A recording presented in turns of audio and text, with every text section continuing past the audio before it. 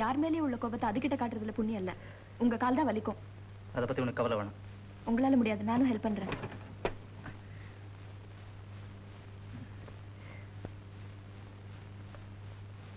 Bike பண்ண போகுது, உடம்புல ஒண்ணு அடிப்படலையே.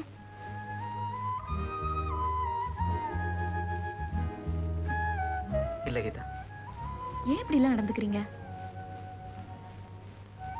மனசுல பட்ட அடினாலதான் இப்படி எல்லாம் நடந்துக்கிறேன். கீதா, உனக்கு மைதாஸ் கதை தெரியுமா? எதை தொட்டாலும் தங்கமா மாறணும்னு வரம் வாங்கி தன் மகளை தொட்டுட்டு அவ தங்கமா மாறணும்னு வருத்தப்பட்டான. எங்க அப்பாவுக்கு அந்த நிலைமை வந்திருந்தா என்னை தொட்டுட்டு அவரும் வருத்தப்பட்டிருப்பார். ஏன்னா இவன் இப்படி மாறுவான் தெரிஞ்சிருந்தா இன்னும் குண்டாவும் உயரமாவும் வளர்த்துக்கலாமான்னு வருத்தப்பட்டிருப்பார். அவ்வளவு பேராசை. அன்பு என்ன கிலோ என்ன விலைன்னு கேட்பார். சரி குமார், அதுக்காக இப்படி இல்லாம நடந்துக்கிறது. உங்க அப்பாவுக்கும் உங்க அன்பு தேவையா இருக்கும். உங்ககிட்ட இருந்தா அதை அவர் பெற முடியும். அது கொஞ்ச நாள் ஆகலாம். அது வரைக்கும் நீங்க காத்துட்டு தான் இருக்கணும். என்ன செய்யறது? எல்லாருக்கும் எல்லாமே கிடைச்சிருது இல்லையே.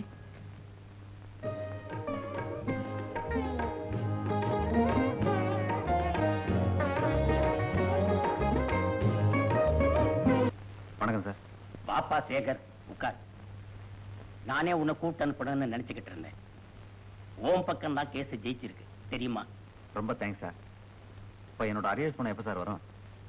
ஒன்றும் இல்லை, என் ஃப்ரெண்டு சிஸ்டருக்கு மேரேஜ், கொஞ்சம் அர்ஜென்ட்டாக பணம் வேணும். உனக்கு பணம் வேணும்னா இப்பவே யூனியன் ஃபண்ட்ல இருந்து பணம் கொடுக்கணும். அதுல ஒன்றும் ப்ராப்ளம் இல்லை. ஆனா ஜட்ஜ்மெண்ட்ல மேனேஜ்மெண்ட்டுக்கு நீ ஒரு மன்னிப்பு லெட்டர் எழுதி கொடுக்கணும்னு சொல்லியிருக்கு. மன்னிப்பு லெட்டரா? ஒருத்தர் அடிக்கிற அளவுக்கு நான் ஒன்றும் மிருகம் இல்லை சார். அந்த சூப்பர்வைசர் மிருகமானதுனால தான் நான் அடித்தேன். தெரிய சேகர், என்னப்பா பண்றது? இந்த காலத்துல எல்லாத்தையும் அட்ஜஸ்ட் பண்ணிட்டு போக வேண்டியதா இருக்கு. தேவையில்ல சார். நான் செஞ்சது தப்பா இருந்தா நானே மன்னிப்பு கேட்டிருப்பேன். ஆனா இப்ப மன்னிப்பு கேட்டா அந்த சூப்பர்வைசர் செஞ்சது சரின்னு ஆயிடும். நான் வரேன் சார்.